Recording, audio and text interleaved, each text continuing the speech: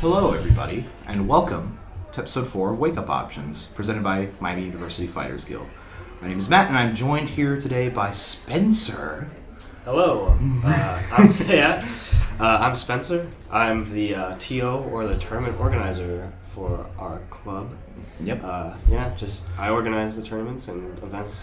His work is very appreciated. Once more, all of the opinions and thoughts here on this podcast are not affiliated with the organization or Miami University as a whole.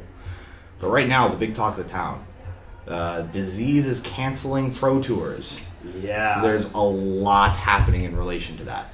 I think the biggest example of it right now is the last chance qualifiers for Final Combat up in Chicago being canceled less than 24 hours before the event. Yeah, and also as well as events at Brussels for both ArcSys and Capcom are being canceled. Yep. So some examples include Final Round not being part of the Tekken World Tour anymore. There is an event in California that is not coming to my head right now that was pulled from Capcom Cup. Everything in between. Coronavirus scares are, and everybody's health is of course the best interest that you want to have in these sort of scenarios, but honestly, there's so much pulling out. I think it's an overreaction. It might be a bit of an overreaction, but it's so hard to tell because it's like, I mean, everybody from everywhere travels to these events, so it's like, I would maybe understand it if they just had it with no spectators, like a lot of events have been doing recently. For example, the Armstrong this weekend has no spectators at all. Right. And the Olympics is actually considering also having no spectators. Right. So I would expect maybe them to at least let the participants still have a chance to like get their points for their like tour, but it just seems like a little hasty to just completely cancel it. Absolutely. I think right now, with communication being the way it is nowadays and Twitch being so huge, that's really the switch people are going to go for. Live streaming is we already knew it was going to be a advanced option and going to be more and more that way, like replacing television down the line. But in the terms of fighting games, and where it's already like grown popularity, FGC grew through Twitch and videos and a lot. Things like Evo Moment 37 being recorded on YouTube and thrown up, that like got people into fighting games. Oh yeah, lots of different streaming services, and especially a lot of the esports wave that's been coming to fighting games recently. Oh yeah, the esports. Yeah, that's just what fighting games mean. Esports. Esports. Oh man, how do you feel about a lot of fighting games getting kind of into that esports quote unquote realm, where it's a lot more commercialized product? Because on the one hand, players need that money, they need that sponsorships. But on the other hand, do you think it kind of kills that grassroots community kind of feel? Yeah, there's definitely some issues with it that I have. I've always been a big participant in the idea of just grassroots. I love Unist. I mean, they did get into Evo after being completely grassroots. But I think that it's good to sustain the fighting game community because it brings more people in. It helps pros stay up, and it helps them to actually just not have to work a real job. Right.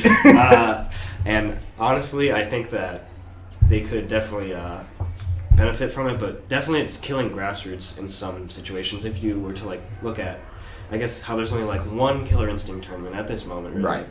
Right. Same goes for Skullgirls. Skullgirls doesn't even have a tournament really. They just latch on. Yeah. But they're still surviving. But yeah. Yeah. It really gets to that point where I don't want to say grassroots obviously isn't dying. People can go back and watch the second episode of Wake Up Options where we talk a little bit more in depth about grassroots, but grassroots scenes do not really benefit from over commercialization, in my opinion. But that's just me. I know exactly what you said. A lot of the older games like Killer Instinct, Skullgirls, they are not going to get any favors from esports stuff. Yeah. And with games like Street Fighter 5, which is really apparent, ever since Street Fighter 5 was launched, it really went into that. It was Street Fighter's esports. Yeah, it was Street Fighter esports. Yeah. They wanted the sponsorships, they wanted the product brands and things getting in on it.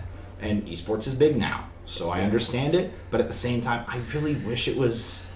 Yeah, I think, honestly, the worst part, though, is the idea of censorship kind of coming in. Yeah.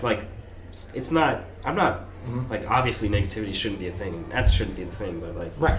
It's not just that. It's the idea that, now we have to think really hard about, what we had been talking about, or, how the FGC had been as just kind of a rough, tough right kind of grassroots yeah. thing. Now it's more of will this upset our sponsors? So let's be careful.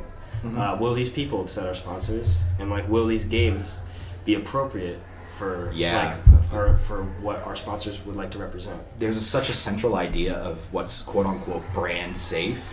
Yeah. In order to sponsor it, like Cup Noodle, I don't think would ever sponsor a Mortal Kombat tournament because it's not brand safe. Yeah, which definitely. is why NetherRealm has to sponsor their own things. Which luckily they have the second most popular fighting game franchise in the world, so they can do that. Yeah. They have a very large casual audience base, so they can kind of sponsor their own things. And they can get like unique sponsors who don't really care about that kind of brand safe thing. Yeah, that's a great example because, I mean, MK11's already been, like, it's not even that it doesn't have, like, a following, but it's getting, like, dropped by a lot of people for the, I feel like that could be a reason because it doesn't, like, EVO, for example, like, maybe MK11 could be just, like, such a gory thing. It is. Yeah, I mean, that's what they've always been. And and they embrace that. But it should be like that. It should be, and I think that just maybe esports is trying to get away from that a little bit more because it's too emphasized on violence, which for some reason might be a thing. Yeah, it just doesn't coincide with like some of the ideals and this idea of in esports right now that you have to have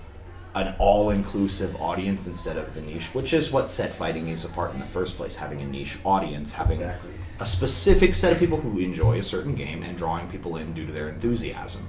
Yeah. In regular esports, that may not be as apparent. Obviously, we're not experts on the subject, but it's one of those things where you really want to see that same community hold that you saw when it was like 10 guys playing the game still progress. The flip phone videos with first to 20 on yeah. Marvel vs. Capcom 3. Woo! Miss those days, you know? Oh, you gotta miss it. You hate to see it. Yeah. But I mean, I guess that kind of brings up the other point of esports and, you know, when it comes to like the safety of players, and you have our situation that has just recently happened with Daigo. Yeah. And he's talked about it beforehand, but he didn't know if it was actually going to happen. But if you guys didn't know, Daigo's sponsorship team that he's had to help, you know, maybe less fortunate people that are great at fighting games to actually like participate in the Capcom World Tour has been dropped. Yep. By Games Beast has dropped their fighting game division that was sponsored by Daigo Umehara, also known as the Beast. The Beast, yes, Beast. Yep, Beast, all done. It's very sad to see because you see sponsors drop off every now and then. Yeah. And that's sometimes is a mutual decision between them and the players, but most of the time it's someone overseeing just puts it down because they aren't making the revenue that they want, or something along the lines of they just aren't within the same scope that they had expected. Yeah.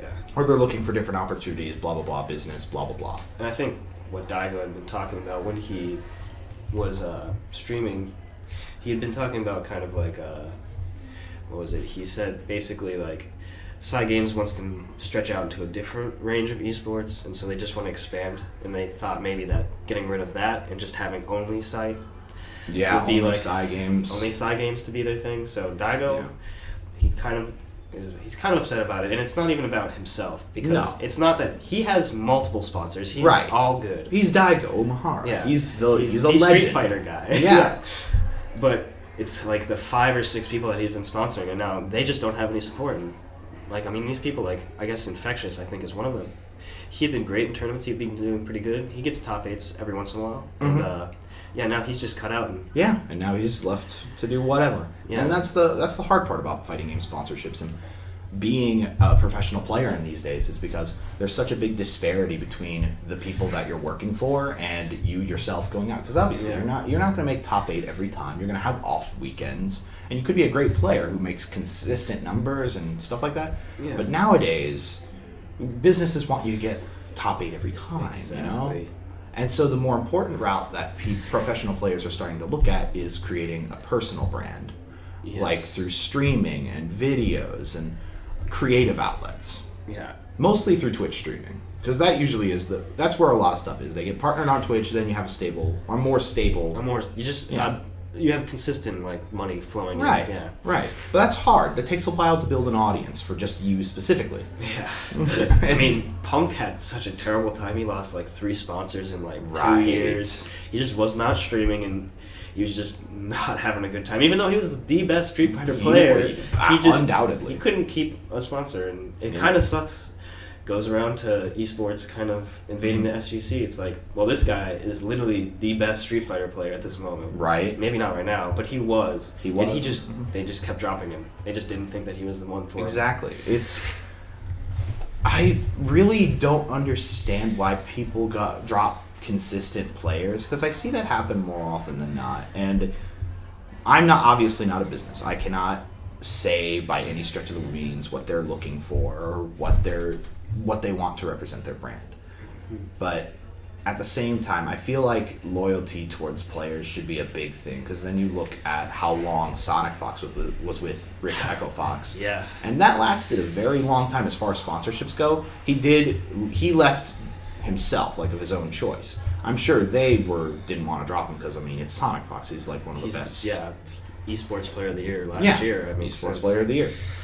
And I mean, like, shoot, I had a great example. Like, I mean, I would think about, like, you know, I think it's more about personality. Yeah. In my opinion, when you think about it, like, you look at the people that aren't in the fighting game community, which is what the sponsors seem to like to do, is look at outside of the fighting game community and be like, oh, well, you know, Ninja, personality, he's got it. There's a lot of people right now who just don't understand at higher levels, because the people who are there are not as familiar with the fighting game community and how integral and close-knit it is and how different it is from anything else. I have had to explain to several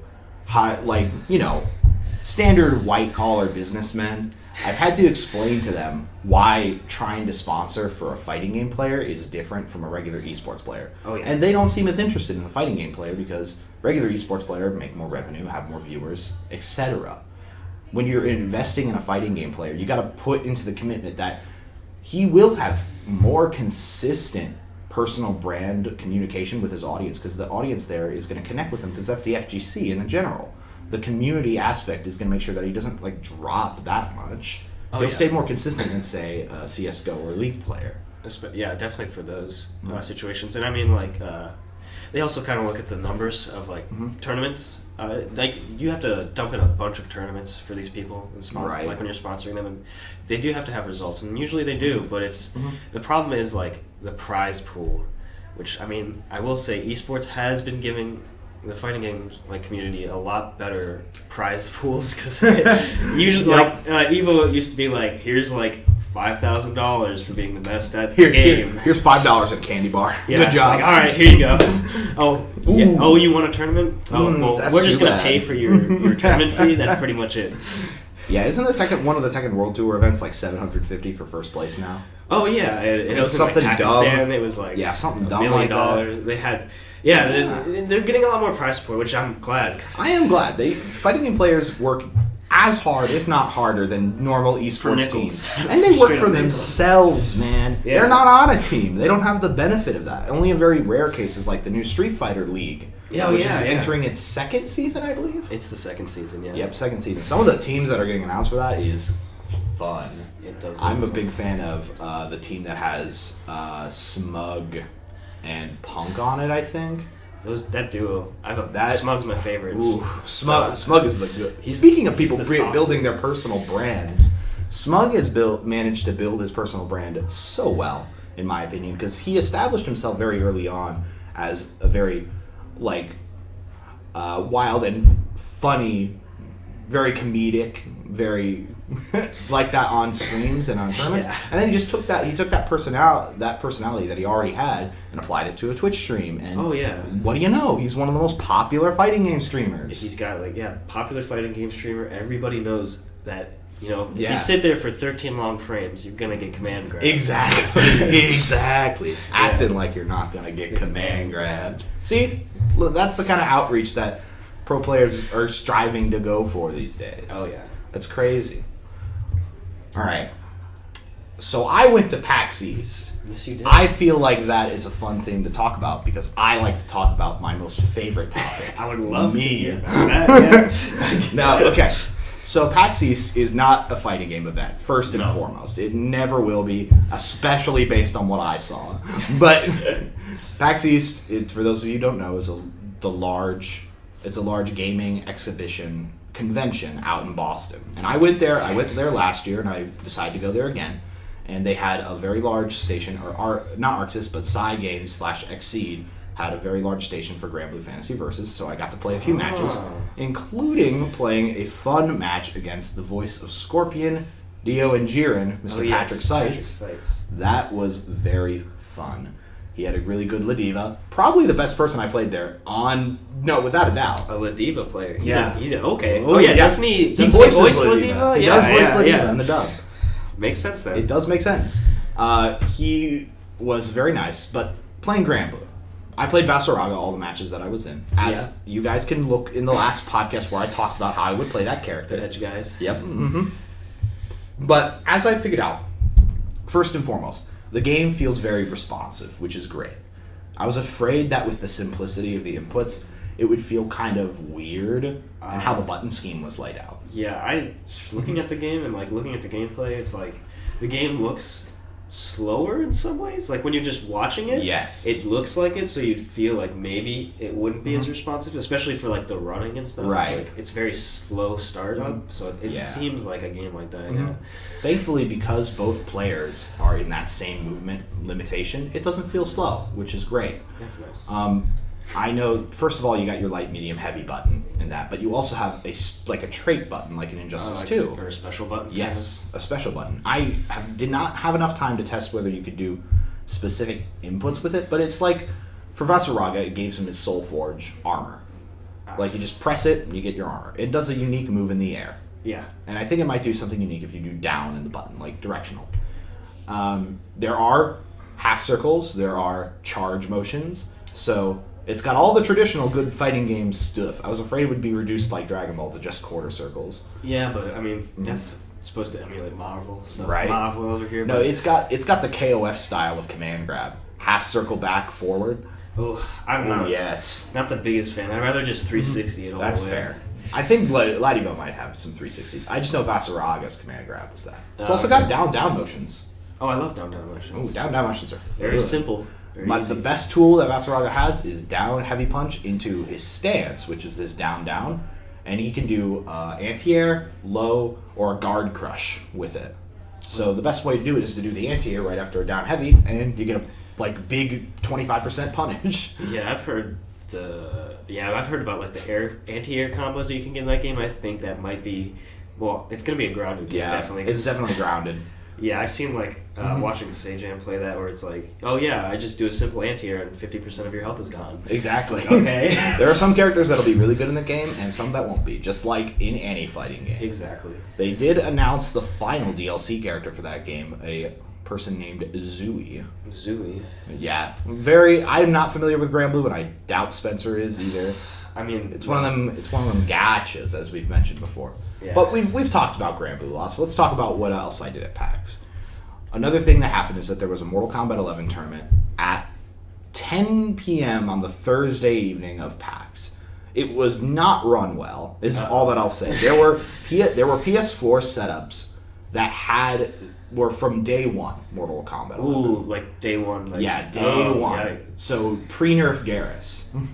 That sounds. That just sounds like they didn't even. They just kind of just took some PS4s, shoved a MK disc into it, and we're like, all right, that's tournament time. See, the fact that made it more infuriating is that some of the setups did update and had season 3, 3 variations and everything of that. Stuff. They had a lot of whackness. None of them had DLC, first of all, so I wasn't going to have a good time regardless. Yeah, you shank some Shao Kahn. That's right. Here. Dude, I paid money for my characters. Thank you very much. You like to shill it out. I shill out my money.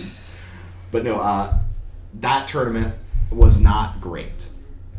There were other events there. The U.S. Army esports team was there, which is a fun statement to say because it's not something you think about. Yeah. That the Army has a big esports division and that they travel a lot because they're the Army.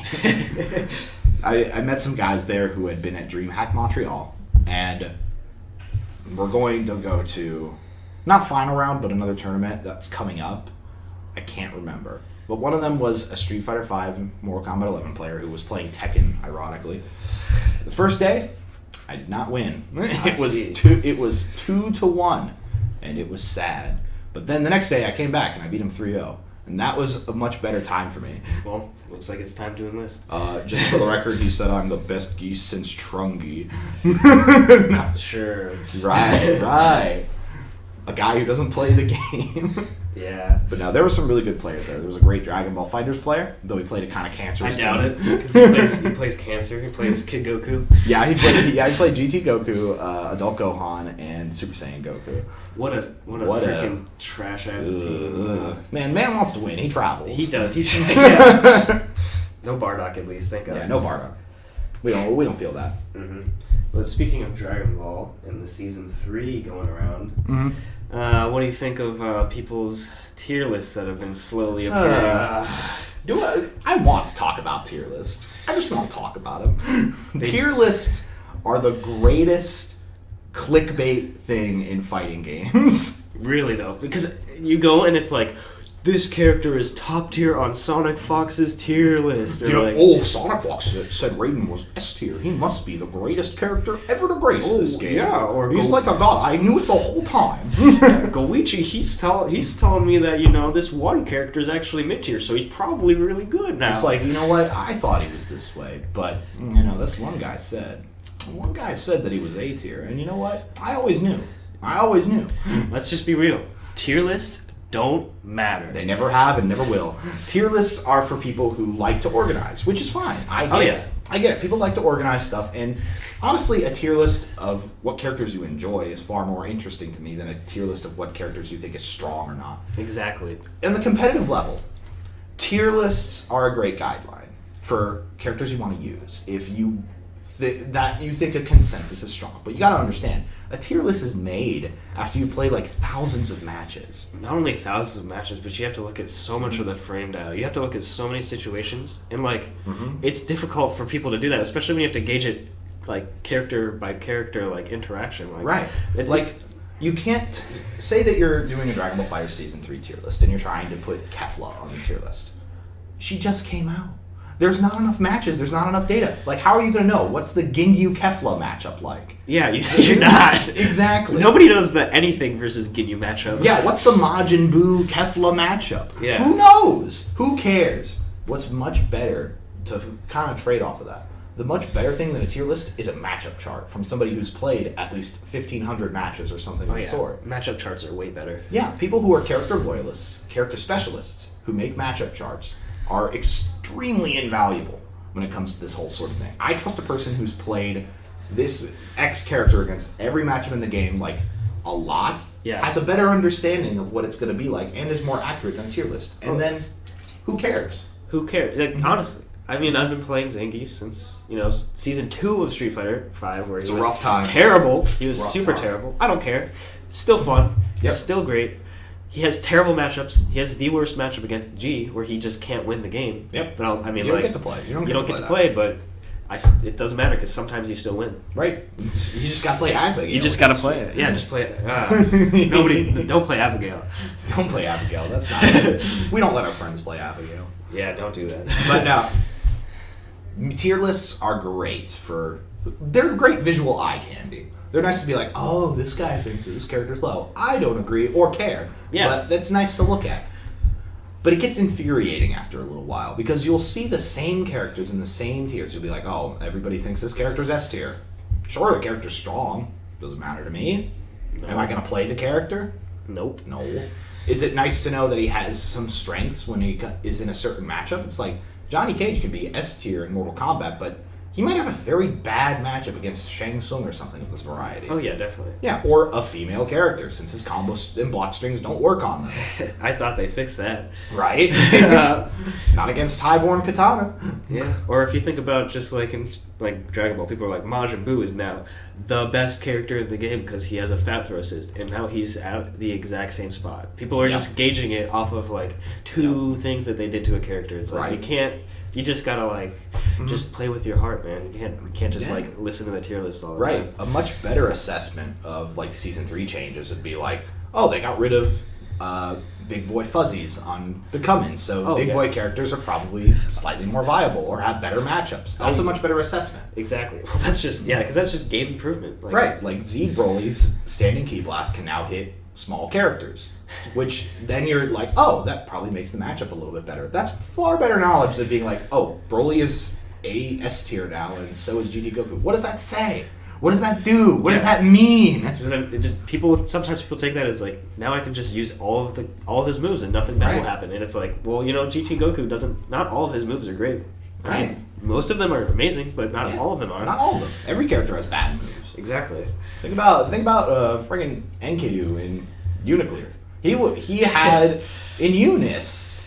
He was in his own tier. Because he was trash. And I still played him. He was really trash, but you still did really well until I played a character just outranged him. Yep. I played a bad matchup, and that's what happens. Yeah, bad matchups happen. I had to overcome one bad matchup first, and then I had another one right in front of me. Yeah, I played Merkava, and he's mid-tier, kind of high-tier, and it doesn't even matter, because usually when people play Merkava in that game, people can just wipe the floor, because he's got some really interesting things. Yeah, when game balance fluctuates with tier lists, and they get really tight-knit, it really doesn't matter. It focuses on the player playing the character more and matchup knowledge. Because if you do not know how to play against Merkava, it doesn't matter whether he's mid tier or low tier. He's top tier at that point. Also, it doesn't matter if Enkidu is in his own bottom tier. If you don't know the matchup, I'm going to oppress you with some frame traps. It's just how the character works. But now he's buffed. now he's actually a buff boy. Yes, he is. Yeah. He's unchained. And I mean, it kind of just goes to show you there's too many factors for you to even compare it. I mean, the people that are online and they play online all the time, they talk about how they're gonna tier horror because they're like, oh, well then I'll be really good. You're playing with 20 frames of input lag. Tiers matter when you're playing with that. When you have to tick, when you're dealing with tick throws in season 3, no, that doesn't matter anymore. Yeah, it's what are you doing, man? Come on, get out of here. You're still gonna get grabbed. You're still gonna get tick throwed. I don't care what you say. You have 20 frames that you have to wait until you can react to a grab. Mm-hmm. It's really weird to see so many people be very religious about tier lists. Oh yeah, definitely. Because I see people who will argue online about positionings of characters instead of disagreeing or stuff, and it makes for, like we've said, it makes for good conversation, but it has no substance. I think the best way to do it is just show it. Yeah, by playing your character and being play the game. Prove to me that he's as top tier as you say he is. Exactly. I mean, Kid Buu, I will still say is. Yeah. He's really good. Matt has seen that plenty of times to see how he is a good character. That I have. I have. Yeah, and I mean, if you, just think about it, you see these pros who just, go in with, super low tiers, like Sakura. Maybe she's not low tier, but in Evo Japan, she's actually just really good. She is. Insanely good. She very much is. But... yeah, the more people experiment with characters. I think character experimentation is a great way to express yourself, in a fighting game. Yeah. And there are some games that are very restrictive on that, like Street Fighter V Vanilla.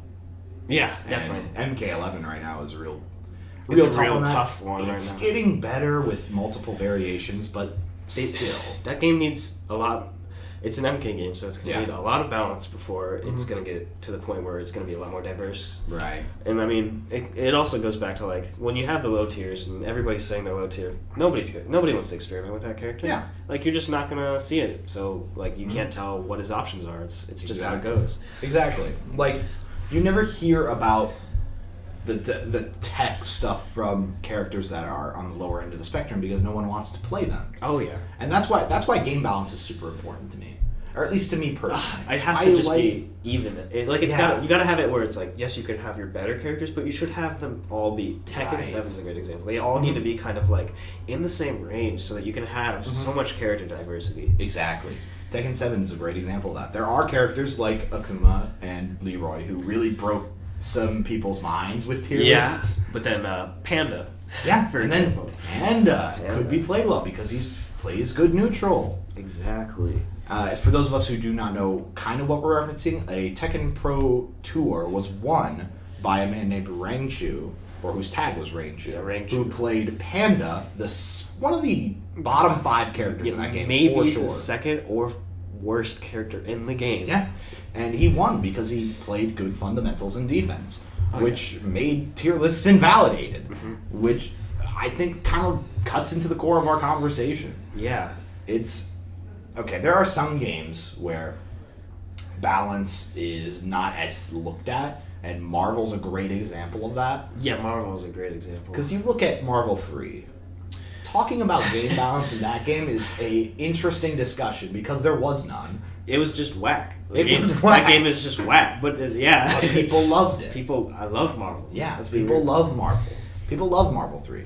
And when we're talking about, we just said that game balance is super important. Then why do people like Marvel 3, do you think?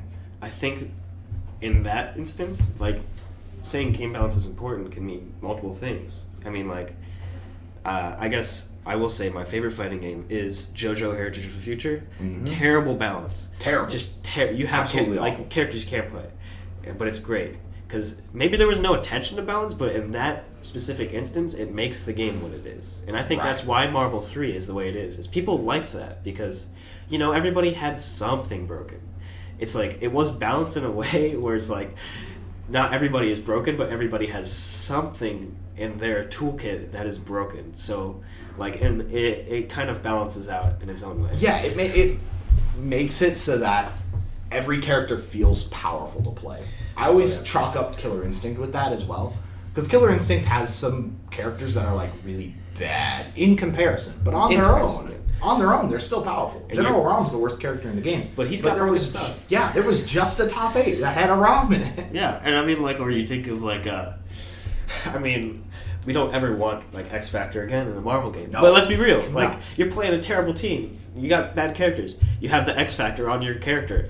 It's over. Like, it's over. Yeah, they're automatically good because they have X Factor. They get a happy birthday and they X Factor. It's over. Mm-hmm. Well, who's the one player who played Hulk, Hagar, and Sentinel? I cannot think of his name, but I do know who you were talking about. Yes, and him playing against Chris G, who had Phoenix, Doctor Doom, and the top. Yeah, I forget. And I want to say Virgil, but I don't know. It might have been Magneto or something. He usually Magneto. Played Magneto. I think it was Magneto. But that's like a top tier team in that game versus a low tier team in that game with Hulk and Hagar. But he made it work. He really did make it work. He made it work.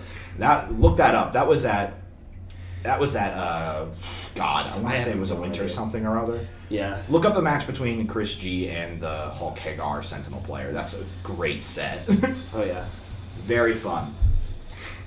Speaking of low tier heroes, who do you think is a person right now in fighting games who really exemplifies what it means to play like a lower tier character and to stay loyal? Well, thinking of all of the people that I could think about, Chris MG. Yeah. He's been, for Dragon Ball, he had been doing it for a while. He played Super Broly. He actually played Big Boys. Same with the Skill Sage, who'd been playing Z Broly, right, which was not the best, but he did amazing in the finals for Dragon Ball. He actually placed, like, I think third. Yeah, third. He placed third. He lost to Fenridi. Yeah, it was ridiculously great. Or my favorite example of anybody at this moment is Kichipa, who is a Zangief player who is like ridiculous. Oh yeah. He reads everybody like a book, and then also he pops off anytime he wins a round. So pop-offs are integral. And he just came out of nowhere, and he plays like a lower tier character, and he just wipes the floor. It's great. It's true. I love people who play low tier characters because super loyal. One of my favorite is Zeta Ray Zeke. Yeah, Zeta Ray Zeke. Zeta Ray Zeke, baby. Dude, shout out to Zeta Ray Zeke. Yeah, plays probably the worst character in Dragon Ball. Maybe right now, I think he's the worst character in Dragon Ball. He was definitely in Season 2. Season 3, he has a lot of new benefits, but everybody does. I think it puts him in a similar position. Let's just say, I'm not going to tier list or whatever, but he has no tools. Yeah, he has really bad matchups against the whole roster because the roster can do things that he cannot. Yeah, I think that is the best way to put it because he has a projectile parry that can be avoided. Yeah. Has you ever heard of a parry that can be dodged? Not only that, but a parry that can, if you avoid it the right way, then you get like a TOD or a touch of killing, and they're killing him immediately. Exactly. The character that we are referencing in this is Jiren, which is ironic because he's technically the strongest Dragon Ball character. Yeah, he's technically strong. Yeah, but I mean, he's not. Mr. Zeke plays Jiren religiously and is constantly advocating for his benefits and strengths, which is a very big term of respect. And he plays off of that thing we were talking about earlier, lack of knowledge. Oh yeah, he plays a lot off that. And I mean, it just goes to show the idea of like tier list. don't matter. Right. He's really good. There's an amazing video. If you guys watch Dado Doya on YouTube for Dragon Ball Fighters, he puts out great content.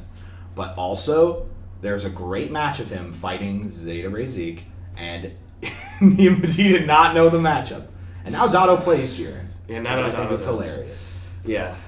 He's also just a fun character, and I will go with that. When you play low-tier characters, you get to find out so much cool stuff, because nobody else does it, and then you're just like, wow. Yeah, that works. It's super inventive. Yeah. I can't talk too much. I've played many a higher tier character. Akuma is not low tier by any means. No, he is not. But my experience with Enkidu taught me a lot about low tier city. Yeah. And it taught me a lot about hard matchups and having to explore with your character to find out what works. That's the first time I had to do that in a very long time. And I think with Vasaraga, I'm going to have to do it again. Yeah. I mean, I always play low tier characters. I don't know why. I just always... I pick them and I'm like, this is cool. And then everybody's like, oh, well, he's not really good. And I'm like, all right, whatever. Yeah, Never explored. And now I'm still playing like Blue Vegeta. I think I'm the only person that actually does like restanding or like corner combos. Right. I don't think anybody else knows those for him. So like... at least I know. At least every time I do them, people are just like, huh. That works. I forgot he had that. I forgot. That works. I didn't know he could do that.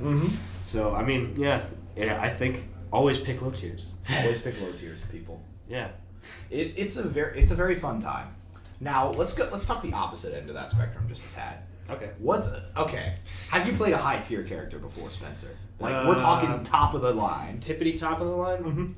Let me think, because I'm pretty sure that there has been an instance where I have. I can't think of them at the moment because I'm more proud. Yeah. I like to shun away the idea of playing. Tell top me tiers. you weren't tempted by GT Goku at least once. Piccolo.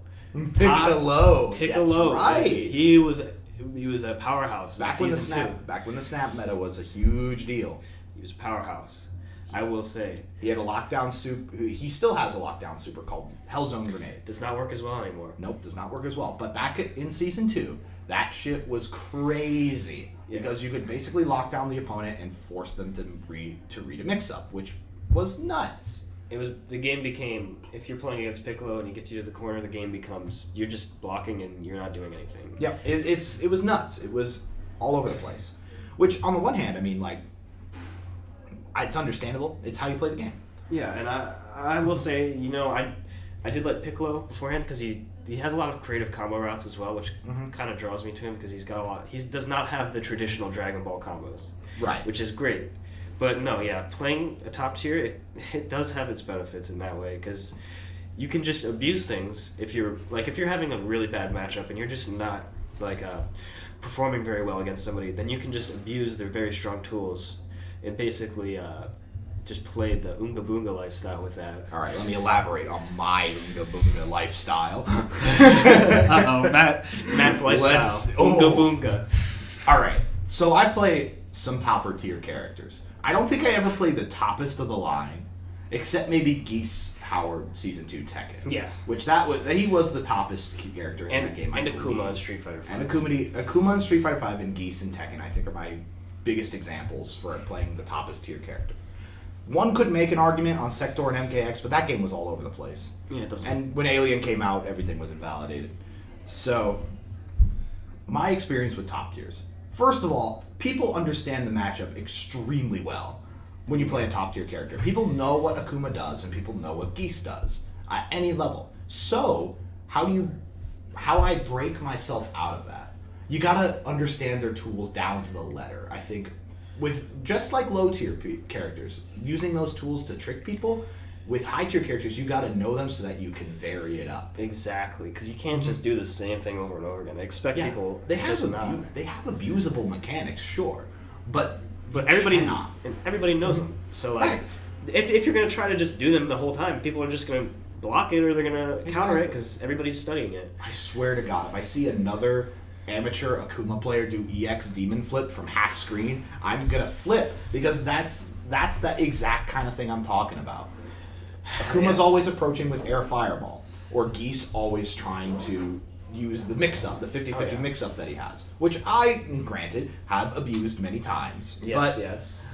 At the same time, when people understand and have knowledge of that, then it's crazy. It's right. Yeah. But anyway, that's all the time we have here today.